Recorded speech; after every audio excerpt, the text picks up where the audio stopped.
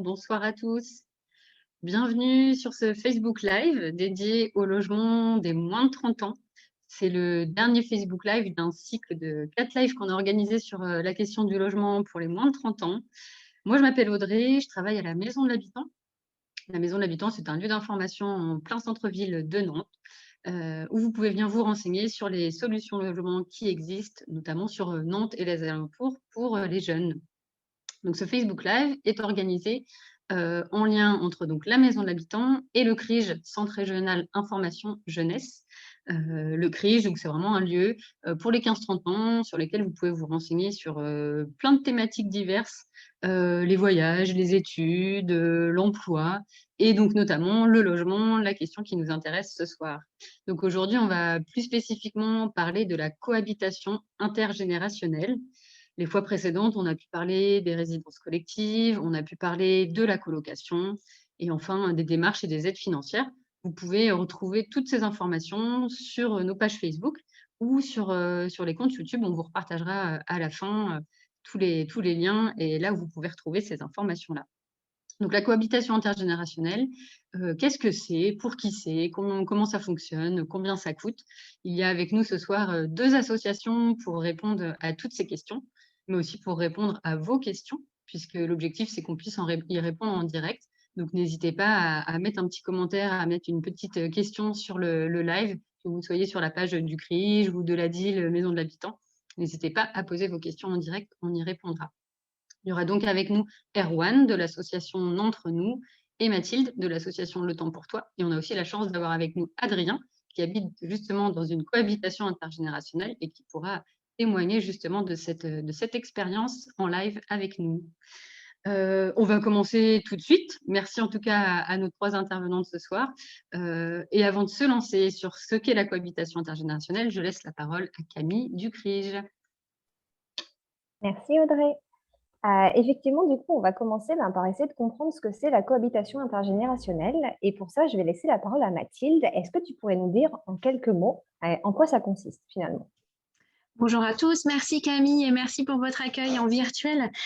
Alors en fait, c'est un concept simple, la cohabitation intergénérationnelle. Voilà, les associations présentes, elles offrent aux étudiants notamment une solution d'hébergement convivial, solidaire et économique, c'est important. Et ça repose vraiment sur l'échange réciproque entre 2 générations. Donc effectivement, ça vient aussi compléter toute l'offre qui existe sur la métropole ou sur les métropoles en général, de location notamment ou de coloc. Très concrètement et en fait très juridiquement, c'est un mode d'habitat partagé en fait au domicile d'une personne voilà, relativement ou plus ou moins âgée, en tout cas de plus de 60 ans, avec un jeune de moins de 30 ans, hein, voilà, dans un but d'entraide et de partage de moments conviviaux. Super, merci Mathilde. Du coup, là, tu viens de l'évoquer, personne de plus de 60 ans, jeune de moins de 30 ans. Est-ce qu'on peut en savoir plus sur le public qui est concerné, le statut par exemple? Erwan, Mathilde, qu'est-ce que vous pouvez nous en dire?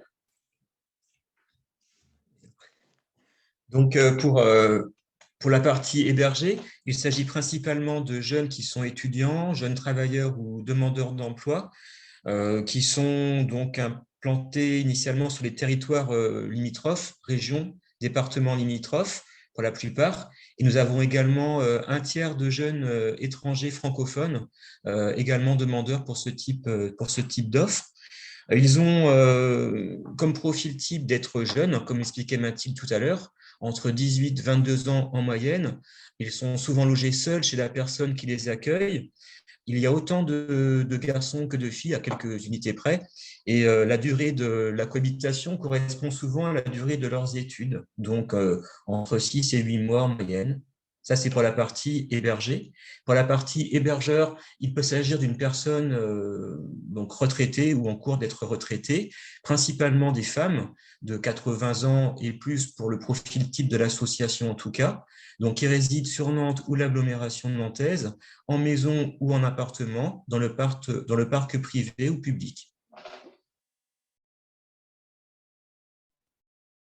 Merci. Mathilde, est-ce que tu veux apporter des précisions pour voilà. pour toi? Compléter un petit peu, du coup là on a vu un peu les profils types. Alors surtout ce qui peut être intéressant, c'est que les personnes qui ouvrent leur maison en cohabitation, donc voilà, le plus souvent âgées, elles ont envie d'accueillir pour partager des temps de convivialité. Ça, c'est vraiment important. Et puis, le plus souvent, pour se sentir rassuré, en fait, avec une autre personne dans la maison. Et puis, il y a certains aussi qui le font uniquement pour rendre service, un plus jeune dans le parcours d'études, notamment. Il y a vraiment cette logique de donnant-donnant, en fait, du temps contraint-toi, voilà, qui est vraiment le cœur du concept de la cohabitation intergénérationnelle.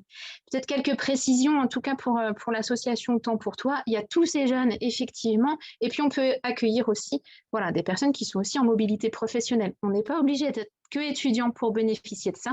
On peut être aussi en mobilité, reprise d'études et voilà, dans certains cas, avoir plus de 30 ans. Super, merci pour toutes ces précisions. Du coup, là, vous en avez parlé quand même, c'est des personnes assez âgées. On est quand même en pleine crise sanitaire. Est-ce que celle-ci, elle a eu un impact sur les accueils qui ont été possibles? Et si on se projette un petit peu dans l'avenir, comment vous envisagez la rentrée?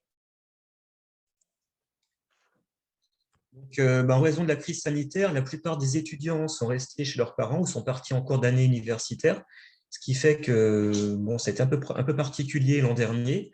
Les jeunes sont arrivés en septembre, sont repartis pour certains en cours d'année, sont revenus en février. Donc là, maintenant, on reçoit les candidatures en vue de la rentrée de septembre 2021 vers juin 2022. Et donc, ça redécolle un peu plus normalement. Donc, on pense que la crise sanitaire sera derrière nous, d'où l'afflux des candidatures depuis 1 à 2 mois. Et puis pour les hébergeurs, il y a eu pas mal d'appréhension ou de report de leur décision pour accueillir un jeune à leur domicile, de peur d'être contaminé. Là, avec la vaccination en masse des personnes retraitées, on sent que ça passe un petit peu derrière nous et que la confiance est à nouveau de la partie. Les demandes reviennent aussi à leur niveau. Merci, Erwan, pour ces précisions. Du coup, ça veut dire que c'est vraiment une solution viable pour l'année prochaine pour les jeunes. Donc, c'est super de savoir tout ça. On a vu là un petit peu tout ce que c'était la cohabitation intergénérationnelle, mais peut-être pour aller plus loin et un peu mieux comprendre le concept aussi, est-ce que ce serait possible de savoir ce que ce n'est pas en fait et avec quoi il ne faut pas confondre la cohabitation intergénérationnelle? Mathilde? Oui. Oui, c'est important. Donc, vous avez vu, c'est vraiment le lien social. Et juste un petit retour en arrière, la crise sanitaire, on a eu besoin du lien social. Donc, voilà, nos hébergeurs, ils sont motivés pour être en lien avec notamment des plus jeunes. Alors, ce que ça n'est pas, n'est pas un rôle d'être une auxiliaire de vie, une personne qui réalise le ménage, une personne qui fait le jardin, etc. Attention, surtout pas, c'est vraiment cette présence rassurante, une compagnie, des moments qui peuvent être partagés autour de discussions toutes simples, discutons du temps qu'il fait ou de comment s'est passée la journée. C'est aussi des moments partagés, notamment lors des dîners. En fait, ça, c'est vraiment des moments vraiment très précieux en fait pour tout le monde. On peut se retrouver autour de la table ensemble. Et puis après, ça peut être des petits coups de main de bon sens. Alors voilà, le bon sens, éventuellement sortir la poubelle le lundi soir parce qu'elle passe le mardi. Ça peut être aider à fermer les volets, un petit accompagnement du quotidien, ramener une baguette de pain parce qu'on passe devant la boulangerie. Donc voilà, c'est vraiment un peu quand même comme une vie de famille. Et ça n'est surtout pas ça ne remplace pas le rôle que pourrait occuper la famille, parce que quand nos hébergeurs sont âgés, vous serez en fait peut-être en lien aussi avec leurs enfants. Ce qu'on peut dire, c'est vraiment un fil rouge, c'est une présence et puis c'est la même personne toute l'année. Et peut-être une précision, on peut souvent entendre parler de colocation en fait entre un jeune et un vieux. Nous, on parle vraiment de cohabitation. Donc voilà, il y a des limites, une intimité, un environnement, un rythme de vie de l'autre en fait à respecter. Alors c'est plutôt le jeune qui s'adapte en fait à la personne âgée, mais la personne âgée en accueillant un plus jeune chez elle aussi, elle s'adapte voilà d'une certaine manière. Super, merci pour toutes ces infos. Du coup, je pense que là, on visualise un peu mieux ce que c'est. N'hésitez pas d'ailleurs, si vous avez des questions à poser à Mathilde et Erwan, profitez-en, c'est l'occasion, puisqu'ils sont là avec nous en direct. Maintenant, pour rentrer un petit peu dans du concret, en fait, on a la chance d'avoir Adrien qui est là avec nous pour nous partager son expérience, puisque toi, Adrien, tu es en cohabitation intergénérationnelle. Est-ce que tu peux nous dire un petit peu quelle est ta situation, le logement dans lequel tu vis, avec qui et comment ça se passe? Tout à fait. Bonjour à vous, moi je m'appelle Adrien et j'ai du coup intégré ce type de logement à partir de le début de saison de l'année dernière. J'habite dans la région parisienne et je devais m'installer sur Nantes pour l'année universitaire. Et du coup, j'ai cherché ce type de logement parce que pour moi, il y avait beaucoup d'avantages avec ce genre de logement. Donc aujourd'hui, je vis dans une cohabitation du coup avec une vieille dame qui s'appelle Louise. Elle a 91 ans et on est deux jeunes à vivre chez elle. En fait, c'est assez particulier parce que on n'est pas vraiment chez elle. On est dans une espèce de une petite chambre au fond de son jardin, en gros, qu'on se partage à deux. Et du coup, on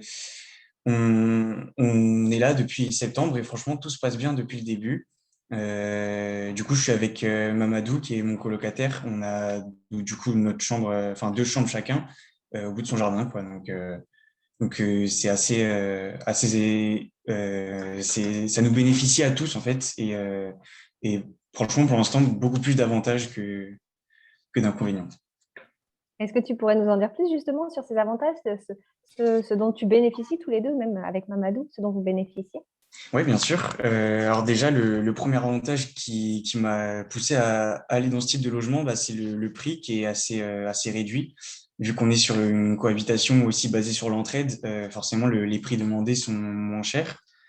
Euh, Ensuite, c'est vrai que je peux comprendre pour, par exemple, des étudiants qui partent pour la première fois vivre seuls. Il y a quand même une certaine dose d'indépendance. Bah, on est chez nous, on vit comme un étudiant. Et d'un autre côté, il y a aussi le contrôle de la personne âgée qui est là avec nous, qui peut voilà, aussi faire une présence quand on se sent seul. Euh, c'est vrai que le fait qu'on s'entraide, alors c'est beaucoup le jeune qui aide la personne âgée, mais ça peut aussi être l'inverse.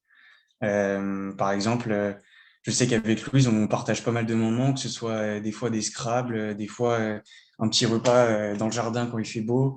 Des fois, bah, je lui joue un morceau de guitare et puis voilà.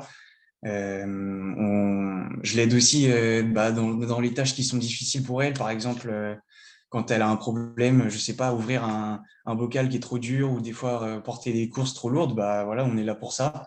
Et elle, d'un autre côté, elle veille aussi un peu sur nous à sa manière. Donc, c'est vrai qu'il y a beaucoup plus d'avantages que d'inconvénients en général. Donc, enfin, pour moi, c'était évident de venir dans ce type de logement, quoi. Ok, oui, t'as l'air d'avoir une expérience très positive. Est-ce qu'il y a quand même des petits compromis que tu as l'impression d'avoir fait, peut-être sur les horaires, par exemple?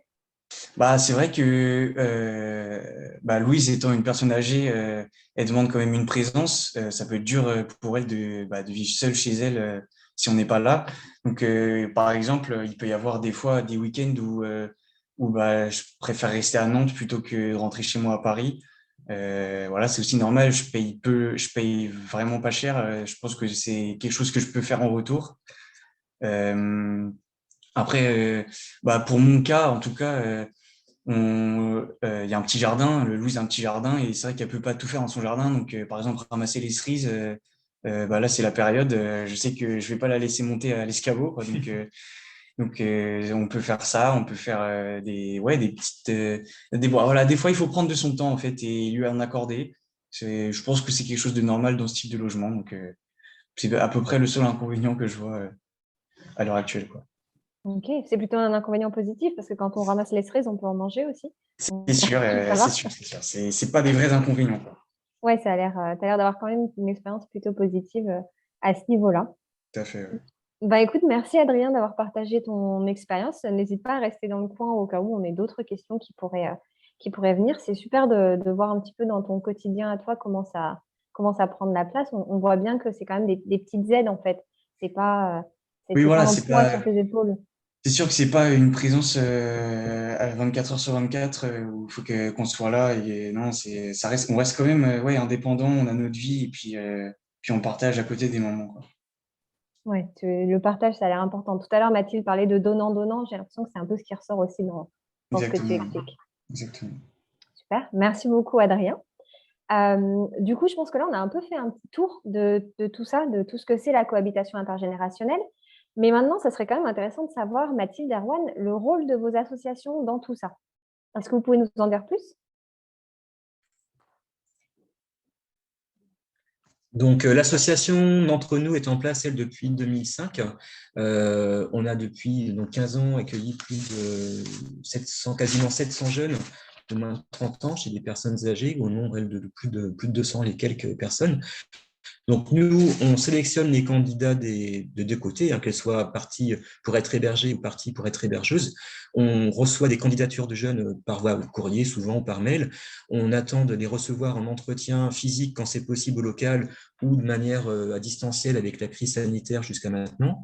On se rend au domicile des personnes âgées aussi pour cette même sélection, s'assurer que le logement se prête réellement pour une cohabitation, qu'il y a un minimum de confort aussi, hein, il faut qu'ils puissent se sentir bien chez eux.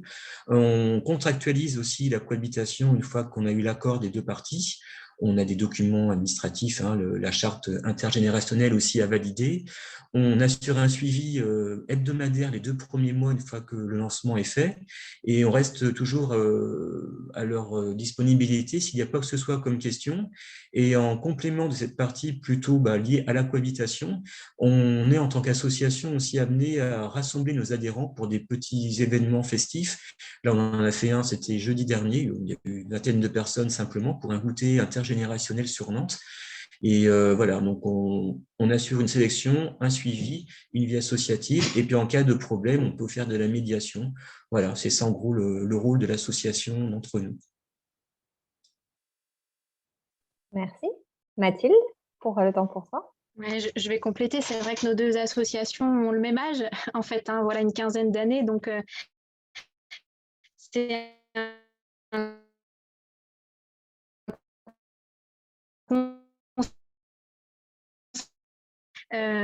l'objectif, du coup, pour les campagnes dans le projet de logement, l'objectif, c'est vraiment, en fait, de vous mettre en relation avec la bonne personne. Alors, il y a 3 critères quand même qu'il faut que nous, on analyse.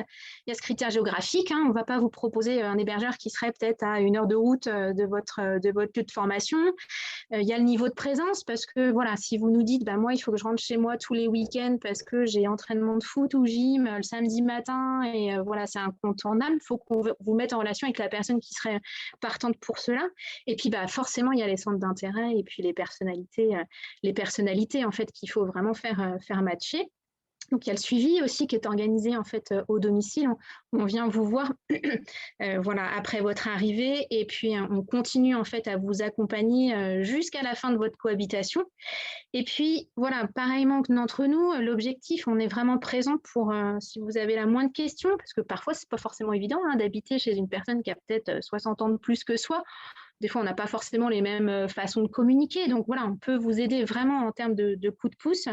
Et puis, l'intervention en médiation est super importante. Voilà, on s'engage à être là. Et puis, on est une équipe salariée. En fait, on est 3 à pouvoir vous accompagner sur Nantes et on est formé en fait à ces compétences-là. Parce que parfois, voilà, ça peut peut-être être un petit peu compliqué. C'est assez rare, mais on est là aussi pour ça. Petit clin d'œil aussi peut-être au passage, parce qu'il y a peut-être des personnes qui pourraient être intéressées ou connaître d'autres personnes. L'association Temps pour toi agit sur l'agglomération d'Angers. Donc voilà, n'hésitez pas à passer le mot. Merci Mathilde. Donc du coup, mise en relation, sélection, suivi, médiation. En fait, vous avez vraiment un rôle de faire en sorte que tout se passe bien finalement dans ces cohabitations, autant pour l'hébergeur que pour l'hébergé. Là, on a fait le tour de ce que c'était la cohabitation intergénérationnelle. Erwan, tu avais commencé à mentionner des petits points un peu techniques sur la contractualisation et tout ça. Je pense que déjà, on peut voir si vous avez des questions dans le chat sur les commentaires Facebook. Mais sinon, c'est aussi la partie sur laquelle on va passer bientôt avec Audrey sur le côté un petit peu plus démarche administrative. Mais si vous avez des questions, n'hésitez pas à les poser. On est là pour y répondre.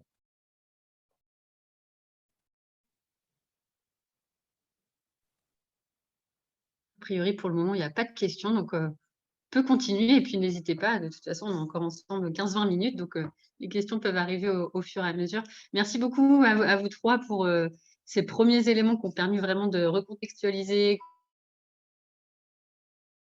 comprendre ce qu'est la cohabitation intergé et ce que ce n'est pas aussi. On est revenu dessus.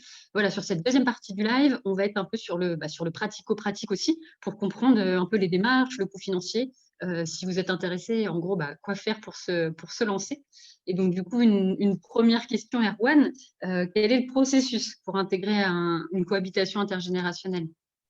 Donc, déjà prendre connaissance du fonctionnement de nos associations respectives, le temps pour toi ou d'entre nous, via nos sites respectifs. Donc, nous avons une foire aux questions-réponses, un petit diaporama de présentation aussi, des vidéos de témoignages de jeunes qui sont logés, dont Adrien en parle aussi dans une petite vidéo qu'on a faite au mois de février dernier. Si, au vu de ces petites informations, les jeunes se sentent intéressés, il y a un dossier de candidature à télécharger sur ce site. Nous, on verra tout à l'heure, d'entrenous.com. Les jeunes nous l'envoient à l'association. Une fois qu'on en a pris connaissance et que le dossier est complet, on fait venir les jeunes donc, en entretien. Là, on voit les réelles motivations qui ne sont pas qu'économiques. Ce n'est pas simplement un logement à moindre coût, le bon plan logement.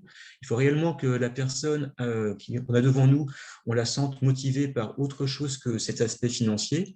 Lorsque, en effet, après l'entretien, c'était le cas pour Adrien, on sent que le courant passe bien, malgré son jeune âge, il n'a que 18 ans. On avait connaissance qu'il avait un budget assez limité, donc on lui a trouvé un logement à 80 € par mois. Il se trouvait à 1,5 km, il est jeune espoir en rugby, il se trouve à 1,5 km, je crois, du stade, le stade SNUC s'appelle, je crois, sur Nantes. Donc on a rapproché ces éléments. On a présenté à cette petite dame, Louise, donc Adrien. Une fois que la rencontre a été faite et des deux côtés, il y a eu l'accord pour une cohabitation, on a fixé une date. On a contractualisé par ce contrat de cohabitation la signature d'une charte de l'association intergénérationnelle et une charte également Covid en raison de la crise sanitaire. Et puis, on a commencé ensuite à faire des appels donc, toutes les semaines auprès de la personne ou de sa fille parce qu'elle a des problèmes de malentendance. Donc, c'est sa fille qui fait plutôt office de lien avec l'association. Et puis voilà, donc concrètement, à d'entre nous, en tout cas, parce qu'on a quand même beaucoup plus de demandes de jeunes que de personnes âgées pour les accueillir, on doit sélectionner un jeune sur 3 après dossier et entretien. Déjà, on voit certains font une demande ici, comme ils en font aussi sur d'autres types d'habitats. Donc, on attend aussi que les jeunes nous relancent quelques fois, parce qu'ils ont peut-être 3-4 offres possibles à leur panel. Et il faut vraiment choisir ce mode d'habitat. C'est pas un engagement non plus à légère. Donc, certains ne sont pas non plus vraiment adaptés parce qu'ils ont trop d'occupations, peut-être les week-ends ou la semaine leur prend beaucoup d'énergie. Donc, en fonction de cas par cas, c'est vraiment du cousu humain. Comme on le dit à chaque fois, il faut que ce soit vraiment un échange gagnant-gagnant entre l'hébergeur et l'hébergé. Donc, on individualise vraiment les candidatures jeunes et les candidatures hébergeurs. Ouais. Merci beaucoup, Erwan. Oui, en effet, c'est vraiment c'est une démarche réfléchie. Il y a des questions à se poser avant de se lancer dans ce type de projet. Alors, comment faire la demande? À quel moment faire la demande? Éventuellement, combien de temps aussi peut y avoir entre le moment où le jeune se décide, il fait la demande et où il va intégrer une cohabitation intergénérationnelle? Est-ce que, Mathilde, tu peux nous en dire un peu plus? Oui, bien sûr. Alors, il y a des offres possibles toute l'année. Par contre, pour la rentrée, c'est maintenant. Enfin, voilà, on vous invite vraiment. Parcoursup, je crois que la dernière phase d'admission, c'est aujourd'hui. Il y a le bac demain pour les jeunes bacheliers, après-demain. Donc, c'est vraiment, vraiment le moment, en fait, pour nous solliciter. Donc voilà, comme l'a dit Erwan de l'association d'entre nous, voilà, c'est aussi toute une démarche, un processus. Ce qui est super bien aussi, c'est bien de vous dire que voilà, c'est pas l'enjeu économique qui doit primer, même si c'est une solution réelle et ça pèse dans le choix. Il y a de la coloc, il y a de la location, il y a des résidences Crous, etc. Voilà, ça vous permet aussi d'avoir une autre façon de se loger. Il faut bien le sentir, hein, ça c'est important. Voilà. En ce qui concerne le temps pour toi, vous pouvez nous passer un petit coup de fil en fait à l'association pour qu'on puisse vous donner les premiers renseignements si besoin. Erwan l'a bien dit, nos sites internet, voilà, ont plein d'informations en fait, voilà, sur ce qu'on fait et sur la cohabitation. Il y a aussi un dossier à remplir. Et voilà, c'est peut-être une première phase de ce parcours et de ces motivations un peu à afficher. Et puis le rendez-vous individuel qui est toujours proposé, en fait, ça permet vraiment de mieux vous connaître, de bien connaître votre profil et puis de pouvoir déterminer le profil d'hébergeur qui vous convient. Voilà.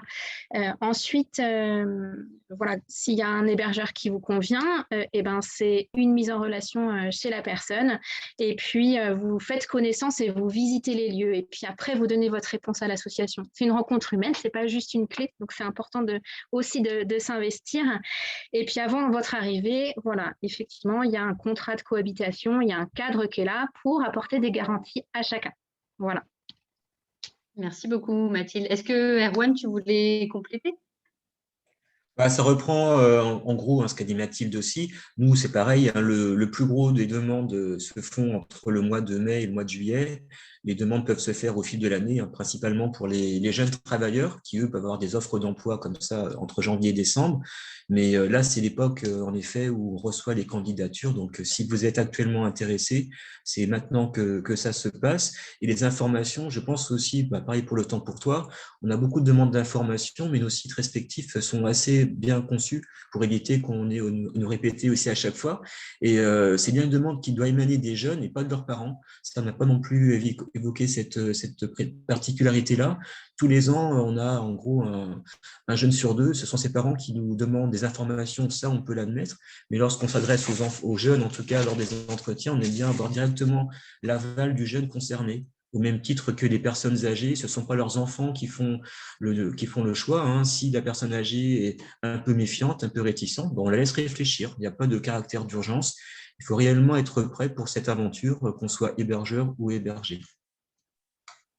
Merci beaucoup. Pour compléter, d'ailleurs, que vous parliez de vos sites internet, mode de contact, on vous partagera à la fin du live, bien évidemment, les numéros de téléphone, adresse mail et sites internet des deux associations pour que vous puissiez reprendre contact directement avec elles. Une nouvelle question aussi, voilà, on a parlé de pas mal de choses, on n'a pas encore parlé des logements en tant que tels. Quels types de logements peuvent être proposés en cohabitation intergénérationnelle, avec quel équipement éventuel? Mathilde, je te laisse répondre. Alors, en fait, il y a quand même le minimum, c'est la chambre qui est privative, en fait, et qui vous est réservée, en fait, tout au long de la cohabitation, avec de quoi travailler, de quoi dormir, donc un lit, un rangement, des bureaux. Là, on a vu le témoignage d'Adrien, en fait, il est dans un petit espace, un petit peu en coloc, avec un jeune chez une personne âgée. Et ben voilà, il y a des configurations et des maisons qui le permettent aussi. Voilà, mais minimum, effectivement, chambre qui est privative sur toute la durée de cohabitation. Les logements, en fait, du côté Le Temps pour Toi, et puis on a pas mal travaillé, en fait, là-dessus, hein, avec les confinements.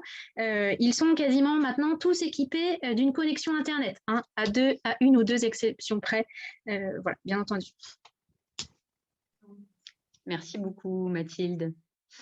On a commencé un peu à parler des dossiers, des choses comme ça. Quelles sont les conditions aussi pour accéder à la cohabitation intergénérationnelle en termes de garant, de type de contrat? Est-ce qu'il y a un engagement sur la durée? Erwan, je te laisse nous préciser tout ça. Donc, on demande aux jeunes d'être assurés responsabilité civile le jour de son début de cohabitation. Ça, c'est le document principal. En vue du montant peu élevé des contributions financières aux charges, on ne demande pas de garant. Par contre, les contreparties financières sont éligibles aux aides de la CAF. Donc, ce qui fait que ça minore aussi le coût pour le jeune. On ne va pas rentrer maintenant, parce qu'on va voir ça après dans une autre question, je crois.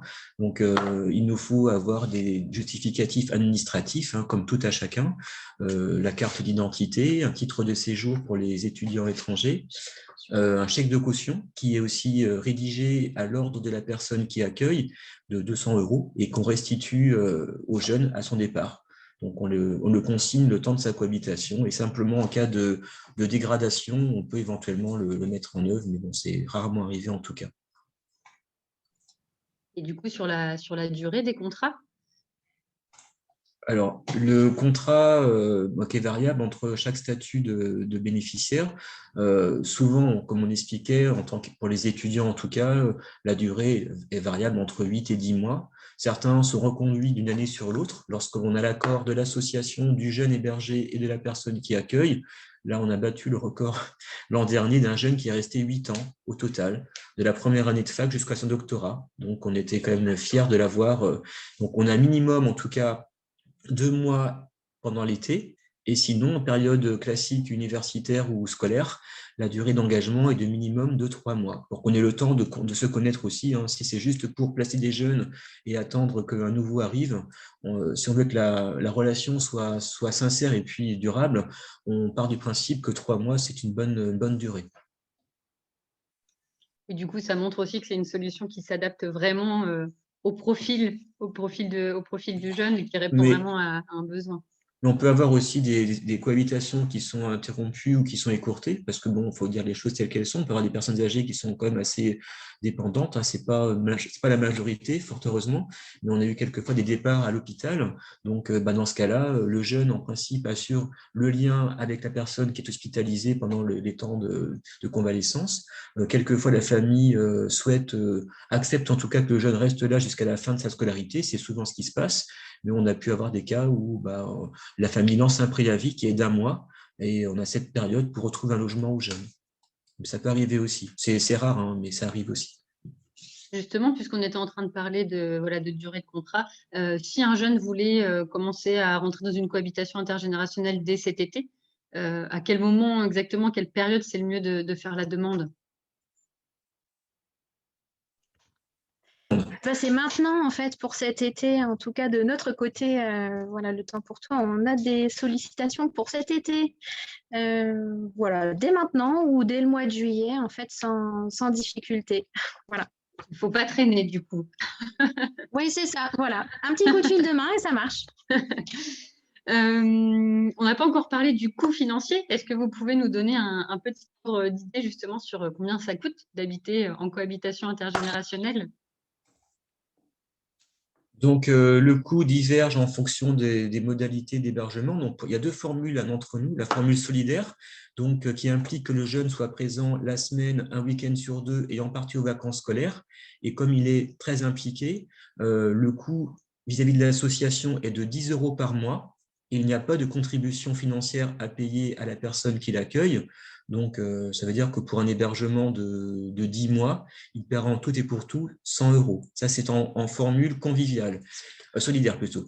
En formule conviviale, lorsque le jeune est beaucoup plus libre de ses faits et gestes parce que ses études ne permettent pas d'être présent trop souvent ou parce que sa famille habite à proximité, là, il paye une contribution financière qui va on va dire de 50 € à 250 € par mois, à laquelle les aides de la CAF viennent en déduction. Ça, c'est la partie qu'il verse à la personne qui l'accueille. Et pour l'association, le coût est le même. C'est toujours 10 € par mois de cohabitation prévu dans le contrat. Ça, c'est le coût général. Et il y a aussi 20 € de frais de dossier la première année pour le jeune qui vient nous voir. Voilà. Merci Erwan pour ces informations. Mathilde, tu veux peut-être compléter pour le temps pour toi? Oui, on a des modalités un peu financières un peu différentes, mais on est aussi sur 2 formules de cohabitation. Disons qu'il y a entre vous, en fait, et votre hébergeur. Donc effectivement, soit sur notre formule, sur les personnes les plus âgées avec un engagement de présence le plus important, il n'y a pas, en fait, de loyer, hein, parce que vous vous engagez à être là. Et puis sur cette formule parcours qui s'apparente à cette formule conviviale de d'entre nous, il y a un loyer de maximum 150 € par mois. Et puis, c'est vrai qu'en fait, pour faire fonctionner les associations, on demande une participation aussi, en fait, qui est largement minorée, en fait, parce que, voilà, on essaye aussi de développer des partenariats pour réduire, en fait, ces frais-là qu'on demande. Donc, il y a des frais de dossier et puis une adhésion associative. Une adhésion associative, c'est qu'on est d'accord avec une charte et puis avec des valeurs, hein, chacun, hébergé, hébergeur. Et puis, on a une participation au service de l'association. Ce qu'il faut un petit peu retenir entre les frais que vous pouvez donner à vos hébergeurs et la participation à l'association, nous, on va communiquer sur une fourchette un peu à retenir, qu'on détaille vraiment en fait en rendez-vous individuel. On est entre 480 et 1850 € pour les 10 mois, tout compris. Voilà. Peut-être un petit élément de comparaison pour vous aider, mais je pense que vous avez bien compris que c'est une solution aussi économique. Voilà, en équivalent mensuel, entre 48 et 185 € équivalent mensuel. C'est toujours plus facile en fait de comparer par rapport aux locations plus conventionnelles ou traditionnelles. Merci beaucoup Mathilde. Oui, en effet, hein, comme on l'a dit, ce n'est pas que une raison économique, mais ça fait quand même partie des avantages de la cohabitation intergénérationnelle avec voilà, une fourchette quand même qui permet tu dis entre 400 et 1800 euros sur 10 mois, qui permet de se loger à un prix quand même relativement réduit. Avant de partager vos contacts, peut-être que vous pouvez nous indiquer, voilà, si en ce moment vous avez encore des solutions de logement disponibles, est-ce qu'il y a des hébergeurs qui cherchent dans chacune de vos structures? Et puis nous indiquer comment on peut vous contacter ou vous rencontrer sur la période actuelle. Et en même temps, je vais partager vos coordonnées à l'écran pour que les personnes qui nous suivent puissent reprendre contact avec vous.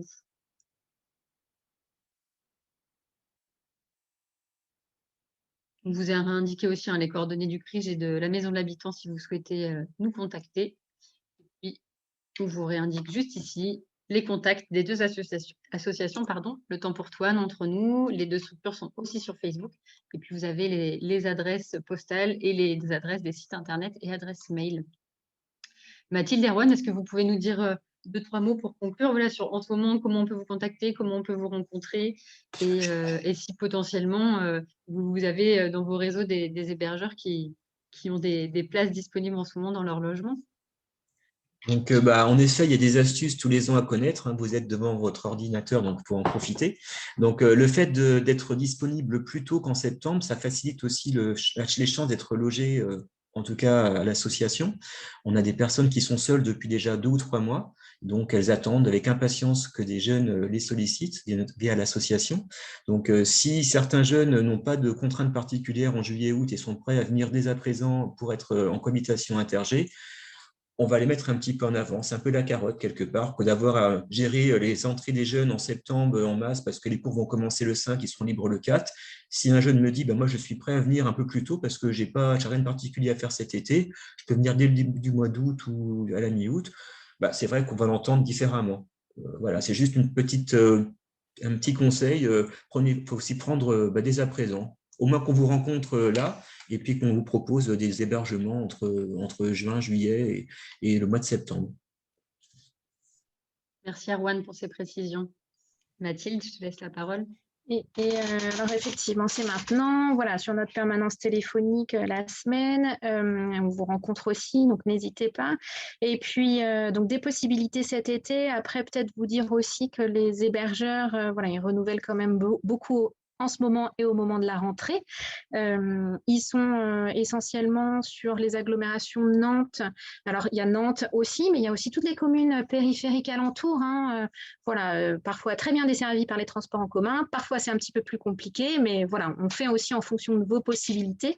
Et puis, voilà, moi, je parle aussi d'Angers s'il y avait des personnes intéressées aussi sur ce territoire-là. Donc, voilà, Erwan le disait, c'est maintenant qu'il faut nous contacter. Merci beaucoup, merci à vous deux, merci à Adrien. Pour clôturer ce Facebook Live, je vais laisser la parole à Camille qui va notamment revenir sur les thématiques, les infos qui ont déjà été passées précédemment et où est-ce que vous pouvez retrouver tout ça en ligne. Merci Audrey. Donc effectivement, là, c'est la fin de ce Facebook Live. On a parlé de cohabitation intergénérationnelle, on a expliqué en quoi ça consistait, comment c'était du donnant-donnant et comment c'était un jeune ou une jeune, bien sûr, qui partageait son logement avec une personne plus âgée et comment tout ça se passait dans la convivialité. On a aussi vu les différentes manières de procéder pour pouvoir accéder à ce type de logement avec les deux associations D'Entre Nous et Le Temps pour Toi. On vous invite vraiment à les contacter si ce type de logement, la cohabitation intergénérationnelle vous intéresse, puisque ce sont ces deux associations qui coordonnent ça sur le territoire à Nantes, plus à Angers pour D'Entre Nous, Le Temps pour Toi, comme Mathilde vient de le dire. C'était notre dernier Facebook Live de notre série Zoom sur le logement. Vous pouvez retrouver le replay de cet épisode sur les pages Facebook de la DIL Maison de l'Habitant et du CRIJ. Et vous pouvez aussi retrouver le replay des 3 précédents épisodes, et ils seront aussi mis en ligne sur nos pages YouTube. Donc, n'hésitez pas si les thématiques vous intéressent. On avait d'abord parlé résidences collectives, tout ce qui va être les résidences du Crous, mais aussi certaines résidences privées pour étudiants notamment. On a abordé la question de la colocation et aussi une forme de colocation solidaire. Et dans le dernier épisode, on vous avait parlé des démarches et des aides financières qui existaient pour vos projets logements. Si vous avez d'autres questions, n'hésitez pas à revenir vers nous, que ce soit directement auprès des associations D'Entre Nous, Le Temps pour Toi, ou si c'est des questions plus générales sur le logement, vous pouvez passer à la Maison de l'Habitant ou venir nous voir au CRIJ. Nous avons nos créneaux d'ouverture, tout à l'heure Audrey les a présentés. On vous remercie d'avoir suivi cet épisode. Si vous avez des questions, vous pouvez aussi les poser en commentaire. On pourra toujours revenir vers vous pour vous répondre, nous écrire, nous contacter. Et puis, on vous dit à très bientôt sur un autre événement.